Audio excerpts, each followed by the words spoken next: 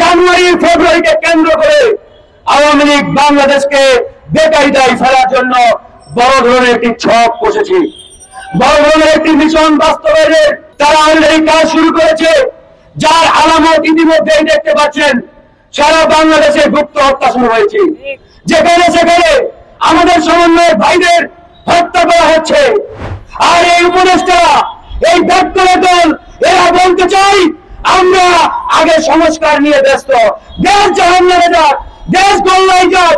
এরা এসি গাড়িতে বসে এসির বাতাসকে হেলিকপ্টারে চড়ে জেলায় জেলায় ঘুরে বেড়াচ্ছে, জেলায় জেলায় ভ্রমণ করছে, আর বাংলাদেশের দিকে ধ্বংসের দ্বার প্রান্তে। বন্ধুগণ, আওয়ামী লীগের প্রতি তাদের এতটাই মায়া, এতটাই প্রেম, আওয়ামী লীগের গুন্ডাদের, সন্ত্রাসীদের গ্রেফতার করতে তাদের কষ্ট লাগে, মায়া লাগে, দুঃখ লাগে।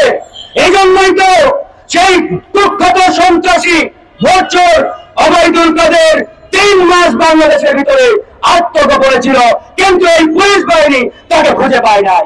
আসলে কি খুঁজে পায় নাই? কিন্তু আমরা জানি এই সরকারের প্রভাবশালী একজন ব্যক্তির সেন্টারে ওবায়দুল কাদের 3 মাস বাংলাদেশেই ছিলেন, তাকে গ্রেফতার করা হয় নাই। তারপরে তাকে সেফ এক্সিট দেওয়া হয়েছে, সুন্দরভাবে বাংলাদেশ থেকে বাইরে করে দেওয়া হয়েছে, নিরাপদে দেশ থেকে তাকে যেতে দেওয়া হয়েছে। আজকে আমরা ব্যর্থ উপদেষ্টাদের পদত্যাগের দাবিতে রাজপথে নেমেছি। অনেকেই বলতে পারেন, ভাই আপনারা সরকারের পিছনে লাগলেন কেন? আমরা সরকারের পিছনে লাগি নাই। আমরা বলতে চাই, ডক্টর মোহাম্মদ ইউনূসের সরকারকে ব্যর্থ করতে তার কয়েকজন উপদেষ্টাই যথেষ্ট। এরা উপদেষ্টা নয়, এরা প্রেসক্রাইব আওয়ামী রয়ের এজেন্ট। এদেরকে ভারতীয় পরিকল্পনায় এই উপদেষ্টা পরিষদে ঢুকানো হয়েছে, যাতে ডক্টর মোহাম্মদ ইউনূসকে ব্যর্থ বানানো যায়, ফেইলিওর করা যায়। আজকে সারা বাংলাদেশে আওয়ামী দোসরদের ছড়াছড়ি। আজকে যদি আপনাদের প্রশ্ন করি, ভাই চোখ বন্ধ করে আপনার ওয়ার্ড, আপনার ইউনিয়ন কিংবা আপনার উপজেলার দিকে তাকান। আপনার ইউনিয়নে যে সকল আওয়ামী সন্ত্রাসী বিগত 2 মাস আগেও গর্তে লুকিয়েছিল, তারা আজকে বহাল তবিয়তে প্রকাশ্যে এলাকায় ঘুরে বেড়াচ্ছে এবং জনগণকে হুমকি দিচ্ছে।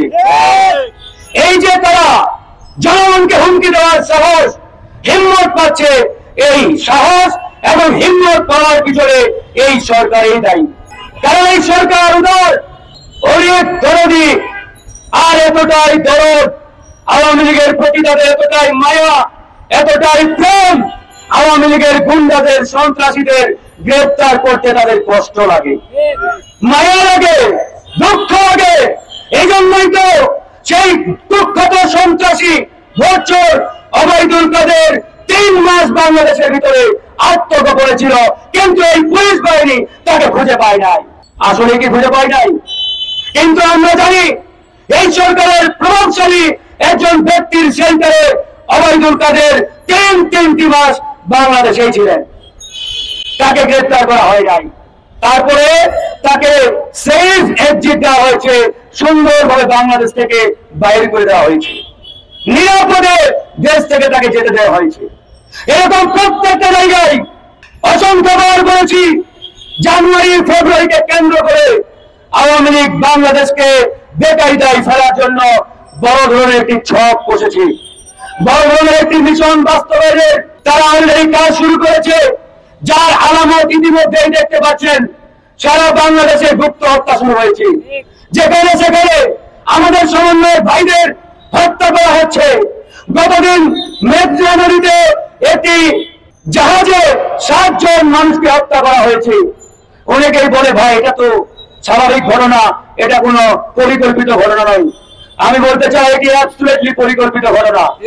এটা যদি জলদস্যুদের আক্রমণ হয়ে থাকে কিংবা সেই ডাকাতের আক্রমণ হয়ে থাকে, তাহলে তারা সেই জাহাজ লুটপাট করার কথা, কিন্তু সেই জাহাজের একটা কানাকড়ি পর্যন্ত নড়চড় হয় নাই, শুধুমাত্র 7 জনকে কুপিয়ে হত্যা করে ছেড়ে দেওয়া হয়েছে। ঘটনাটি স্বাভাবিক মনে হয় আপনাদের কাছে? কোনোভাবেই স্বাভাবিক ঘটনা নয়। সারা বাংলাদেশকে তারা একটা মেসেজ দিতে চাই, একটা বার্তা দিতে চাই, আমরা আছি, আমরা জেগে আছি, আমরা এই বাংলাদেশকে ধ্বংস করার জন্য এখনো জেগে আছি। এটাই আওয়ামী লীগ অলরেডি শুরু করেছে।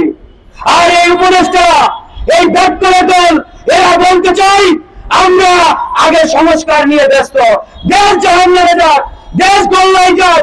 এরা এসি গাড়িতে বসে এসির বাতাস খেয়ে হেলিকপ্টারে চড়ে জেলায় জেলায় ঘুরে বেড়াচ্ছে, জেলায় জেলায় ভ্রমণ করছে, আর বাংলাদেশ এদিকে ধ্বংসের দ্বার প্রান্তে। বন্ধুগণ,